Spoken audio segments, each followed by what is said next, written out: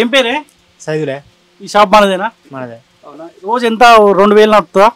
నడవదే. 1000 రూపాయలు వస్తాయా? 500-600 వస్తాయి. 500-600. మరి ఎట్లా 500-600 అంటే ఏమొస్తాయి, ఏం మిగులుతాయి? ఇక వ్యవసాయం ఉంది కదా. ఎంత వ్యవసాయం ఎన్ని ఎకరాలు ఉంది? 6 ఎకరాలు ఉంది. 6 ఎకరాలు ఉందా? 6 ఎకరాలు ఉన్నప్పుడు ఈ డబ్బా అవసరం లేదు నీకు. ఎందుకో? ఎందుకు? 6 ఎకరాలు ఉంది కానీ ఉంటే చాలు, ఇంక ఈ పని ఎందుకు? వ్యవసాయం వేసుకుంటే అయిపోయా. మరి ఆడపిల్లలకి ఏం చేయాలి మరి? అంతేనా? ఎంతమంది? 3. 3 ఎకరాలు అమ్ముకున్నా ఇంకా 3 ఎకరాలు ఉంటాయి ఇక. అంటే కొన్ని ఉండదా? కొన్ని ఉండదా?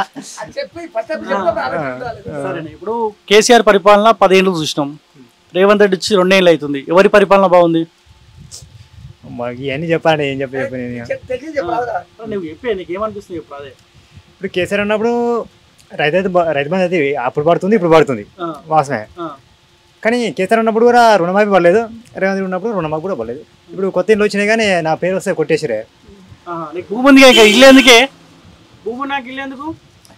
ఎందుకుండద్దు అంటే భూమి నన్ను మరి పింఛనేందుకు, జాబ్ నన్ను పింఛనేందుకు చెప్పవా నువ్వే?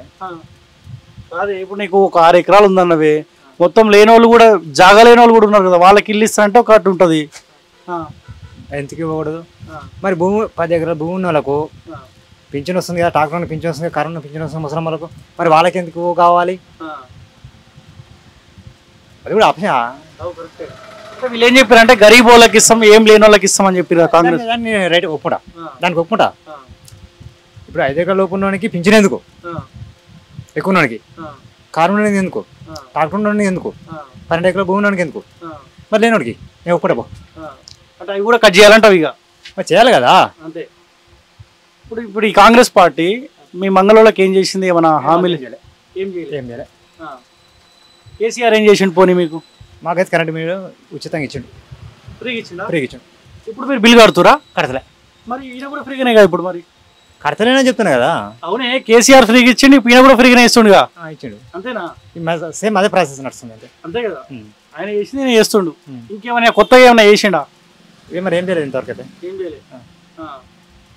మీకేమన్నా ఈ సబ్సిడీ కింద లోన్లు ఇవ్వడం అటువంటిది ఏముండదా? ఈ సర్పంచ్ ఎలక్షన్స్ వస్తాయి కానీ ఇప్పుడు ఈ మంత్ ఎండింగ్లో నోటిఫికేషన్ అంటారు. సర్పంచ్ ఎలక్షన్స్ వస్తే కాంగ్రెస్ వాళ్ళు గెలుస్తారా, ఎడా టీఆర్ఎస్ వాళ్ళు గెలుస్తారా, బీజేపీ, ఎవరికి అవకాశం ఉంటుంది? నేను ఒకటి చెప్పనా, కాంగ్రెస్ అనేది కాదు, టీఆర్ఎస్ అనేది కాదు, వ్యక్తిగత మనిషిని బట్టి ఎవరైనా వేయచ్చు ఓటు. అంటే లోకల్ ఎలక్షన్స్ కాబట్టి మనిషిని చూసి చేస్తారా? అంతే. మరి ఈయన నిజాయితీగా పనిచేస్తాడు, చేయగలదు అనే మనిషికి ఓటేస్తారా తప్ప. అది ఇంకో ఆప్షన్ చెప్పనా, ఎవరైతే నోటుకు అమ్ముడు పోతే వాళ్ళు వేసుకోవచ్చు, వేస్తారు. అంతే కదా. ఎవరు మీ ఎమ్మెల్యే? ఎవరే? వీరేశం. వచ్చిపోతుంటాడా ఒకసారిగా అప్పుడప్పుడు? ఇప్పుడు చిరుమర్తి లింగయ్య బెటరా, ఇవేమో వీరేశం బెటరా? ఎవరు బెటరు? ఎవరిని కాదన్నా కష్టం అవుతుంది కదా. రోడ్డు మీద షాప్ కాబట్టి ఎవరన్నా చెప్పండి, నేను ఎవరినకి నడవాలి, దందా నడవాలి. వీరేశం బెటర్ అంటే వీళ్ళకి ఇబ్బంది అవుతుంది, లింగయ్య బెటర్ అంటే వీరేశంకి ఇబ్బంది అవుతుంది కదా. వదిలే అన్న, వద్దు.